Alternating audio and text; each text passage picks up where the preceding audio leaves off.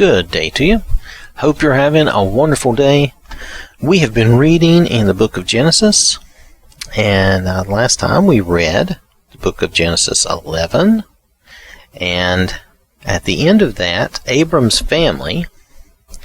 Now, this is Abram before he was called Abraham. Let me just read the last couple of verses here.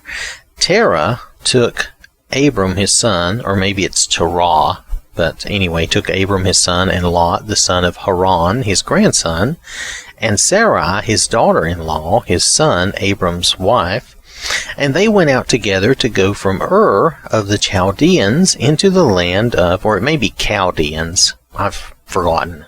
Anyway, the land of Canaan. But when they came to Haran, about 550 miles northwest of Ur, they settled there. Terah lived 205 years, and Terah died in Haran. Now that was the end of Genesis chapter 11, kind of introducing this family and getting down to Abram, because from there we're going to continue. Now we're ready to read Genesis chapter 12, and the Lord is going to speak to Abram, and now we're going to move into Abraham, or Abram's story. And when I say story, I just mean the events that are recorded about him, that we're going to learn about him.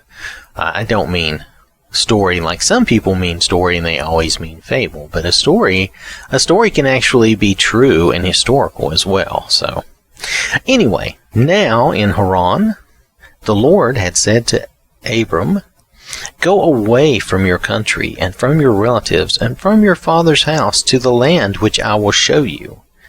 And I will make you a great nation, and I will bless you abundantly, and make your name great, exalted, distinguished, and you shall be a blessing, a source of great good to others. And I will bless, do good for, benefit those who bless you. And I will curse, that is, subject to my wrath and judgment, the one who curses, despises, dishonors, has contempt for you. And in you all the families, or nations, or both, of the earth will be blessed." Now if we read this here, this is God's covenant, God's promises to Abraham, or to Abram in this case. And don't mind me, I may switch back and forth until we actually get to him being called Abraham, just because that's a habit. But nonetheless, this is God's covenant. This is his promises to him. He says, if you do this, if you go to the land I show you, I will make you a great nation. I will bless you and make your name great. And you will be a blessing. Okay? You yourself will be a blessing. And here in the Amplified Bible, they say a source of great good to others, because that's what it is to be a blessing. You're a source of great good to others. And I will bless those who bless you.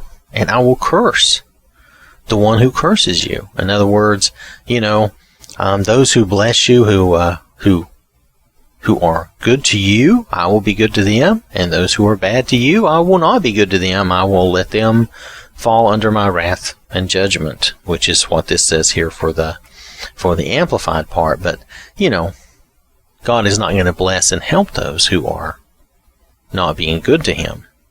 And in you all the families, nations of the earth will be blessed. Well, I would say this covenant, these promises have already been fulfilled and are still being fulfilled all the time. We are all Abraham's seed. If you read in the epistles in the New Testament, you'll see this, especially in Hebrews, I believe, though I think it's mentioned in other places, but I think in Hebrews especially it's mentioned. And the Hebrew writer mentions this. I made the mistake the other day of saying Paul, but we know that we don't know for sure who wrote Hebrews. Sometimes it sounds similar to Paul, but I remember when I read Hebrews, it did sound different to me. It did sound like it was someone else, but I don't know that. And I've heard some people say they thought possibly it was Apollos, and it could be. Whoever wrote Hebrews did a very good job, and their whole explanation is very good. Nonetheless, I'm getting off the topic here. The topic of this is God's covenant. Now, this covenant has passed on down to us as Christians. I mean, we have more than just this covenant, but this covenant is a part of our covenant. God will bless us if we will follow Him. Now, the land He wants to show us, the land He promises us is eternity with Him. We call it heaven. Sometimes I wonder if we understand exactly what that is, but it's okay if we don't. God knows what it is, and He will show it to us. He will reveal it to us, and He will take us there. So, to the land, if we will follow Him to the land, which He will show us, then He will make us a great nation. He will bless us. Our names will be great. We will be a blessing to others, and we can have this and do this even here in this life. And I think this is a great example of just a simplified version of, this is a simple idea of Christianity. It doesn't go into a lot of detail, I know, and things like that, but still, if we will follow the Lord, we will be blessed. We will be a blessing to others. And God will bless others who are good to us. And then in all the nations, in all the families, and all the people we meet and know, the earth will be blessed. In Abraham's case, in all the families and nations of the earth, they were blessed because we became, spiritually speaking, the seed of Abraham, and we became part of this covenant.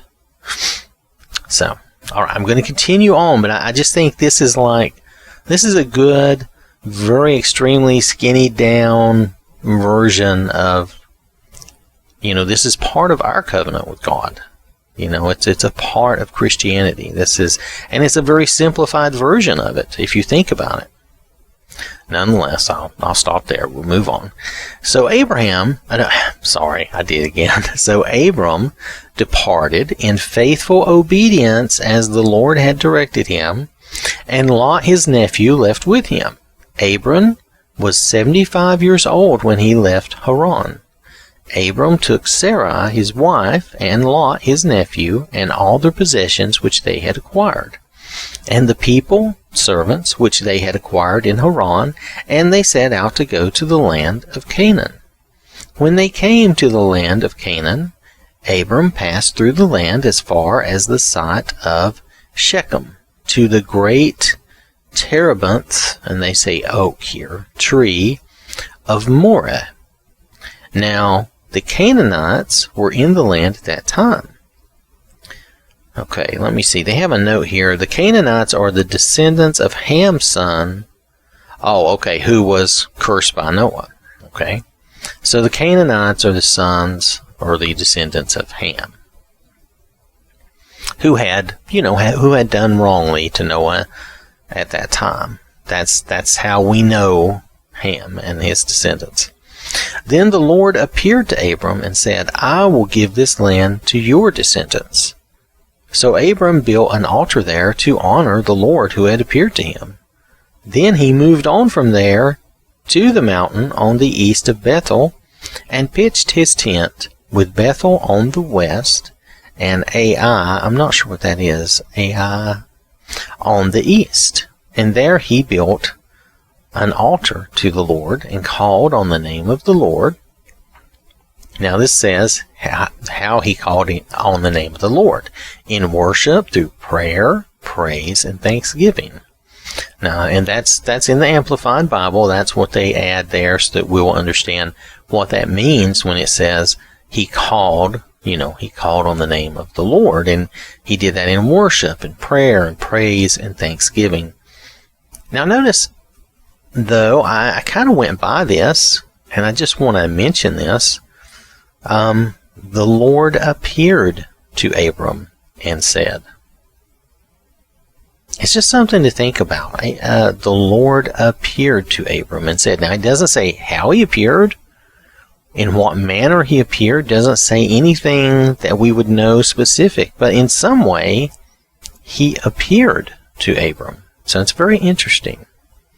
again, I'm not trying to get too much out of that. I'm just saying it's interesting that he did appear to Abram. I think it may be the Hebrew writer that says that Abraham was counted as God's friend. So it's interesting that God appeared to him, even at this time when he's Abram. All right. So then Abram journeyed on, continuing toward the Negev, the south country of Judah. Now there was a famine in the land, and Abram went down into Egypt to live temporarily, for the famine in the land was oppressive and severe. And when he was about to enter Egypt, he said to Sarai his wife, "Listen, I know that you are a beautiful woman. So when the Egyptians see you, they will say, 'This is his wife,' and they will kill me to acquire you." And the Amplified adds that little "to acquire you" so that you will understand. They will kill him. Why? To take her. That's why they will kill him. "But they will let you live. Please tell them you are my sister, so that things will go well for me for your sake, and my life will be spared because of you." Now, Sarai was Abram's half-sister. They either had, and I've forgotten now, they either had the same father and different mothers, or they had the same mother and different fathers. And I'm just going to be honest right now, I'm not sure. So but either way, they were half. So, all right. And when Abram entered Egypt, the Egyptians saw, I guess what I was getting at is, it's a deception, it is. Now, Abram is purposefully being deceptive, but it's not 100% a lie, if you understand.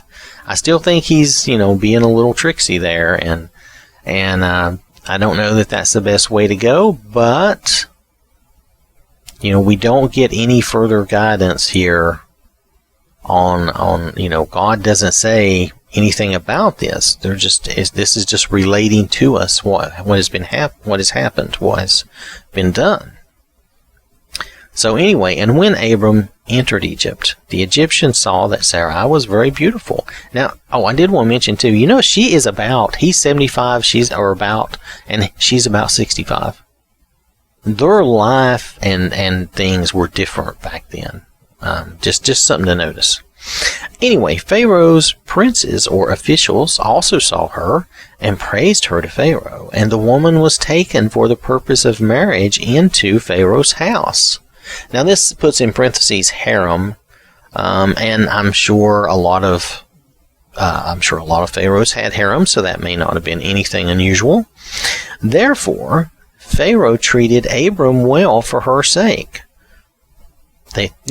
Because he was her brother. He acquired sheep, oxen, male and female donkeys, male and female servants, and camels. But now get this.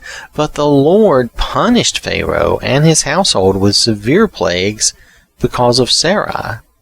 Now, Abram's wife. Now, it's funny, and I say funny in that it's odd. This is Pharaoh in Egypt. This is well before Moses' time, but I really thought Egyptians kept, some historical records, and I would think they would have remembered their dealings here with Abram and the Lord giving them plagues and problems, and then they would have been smarter further down the road when Moses was around, but they weren't. I don't know if that means that this was too embarrassing for them and then maybe they didn't record it in their history, or if maybe they just weren't as smart and good as we think they were sometimes, because they seemed surprised, when Moses and the children of Israel were ready to leave, and they kept trying to renege on their deals. Anyway, we'll get to that. Lord willing, we'll get to that. But nonetheless, but the Lord punished Pharaoh and his household with severe plagues because of Sarai, Abram's wife. So this seems kind of mean, okay? But let's continue. Then Pharaoh called Abram and said, "What is this you have done to me? Why did you not tell me she was your wife? Why did you say she is my sister, so that I took her as my wife? Now then, here is your wife, take her and go." So Pharaoh commanded his men concerning him, Abram, and they escorted him on his way with his wife and all that he had. He didn't take anything away from him. He just said, here, take your wife and go.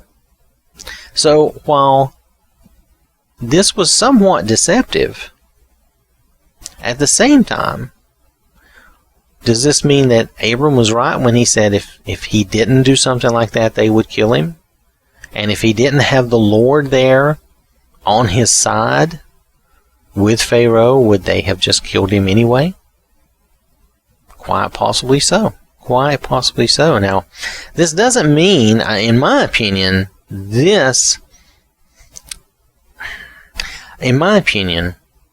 God would have taken care of Abram anyway. He would have protected Abram and Sarai. Abram didn't need to do this. He was trying to help God. And we do that. We do things because we think, well, we need to do it this way, so, But no, we don't need to be deceptive. We really don't. We don't. And there's no mention of punishment to Abram or anything. And I'm not even going to imply that there was, But I'm just going to say that I think Abram thought he was helping the situation, helping God protect himself. And this is part of his learning and growing. He didn't fully trust God. He didn't fully trust God to take care of him. But here God shows him that, yes, I'm here to take care of you, and I will take care of you. And see, God is very faithful to his promises. And he took care of him and made sure that Pharaoh and them understood that he, Abram, and his wife Sarah were under his protection, so that they would let them go. Even though they had given them stuff. They had given them things. Gave them, what did he say? Sheep, oxen, donkeys, servants, and camels. But they're just like, wait. Just take your wife and go. Get out of here. Because God is punishing them with severe plagues. And, somehow this was communicated to them. Now, it doesn't go into detail, so I don't know exactly how. And they realized, oh, that's the problem. That's what's going on here. And so, what I'm getting at is just like Abram didn't need to be deceptive. He could have been honest and true. The Lord was with him. God would have taken care of him and watched over him anyway. God would not have let them kill him, just like he didn't let them do that here. Do you not think that if they thought they could get away with it, they wouldn't have killed him anyway? We're talking about Pharaoh. And I would think, yeah, if he thought he could get away with it, but see, the Lord is punishing them and giving them severe plagues, so they know better. They know better than to hurt Abram. And I think that would have happened anyway. So I don't think Abram needed to help the Lord or help the situation. I think he needed to learn to trust in the Lord. And I think this might be part of that lesson or part of that learning. I admit this is supposition. It does not say that here. So I'm just putting that there as a possibility. I'm not trying to, add anything. But I do believe, because of the covenant that the Lord had established with Abram, that he would have blessed Abram. Abram could have just been honest and could have just been forthright, and I think he would have blessed him anyway. But you'll notice again, like I said, God is faithful and true. He already said that he would protect and take care of Abram and all of his belongings and his family. And this is him doing that. He's being faithful and true. And he is making sure that Sarai is returned to Abram, and everything is good for Abram, just as he promised. So, even if, and I do feel that Abram was being deceptive here, and maybe he had a right to be worried and be fearful. I understand that. And we are human. We can be that way at times. But God was watching out for him and took care of him. And we need to remember that God will always be faithful and be there for us. And sometimes, even when we mess up, even when we make mistakes, I believe God is still there for us and still taking care of us and still watching over us, because He is faithful. He is always faithful to us. So, All right, that is Genesis chapter 12. I want to thank you for listening. I hope you have a wonderful day. And remember, God loves you.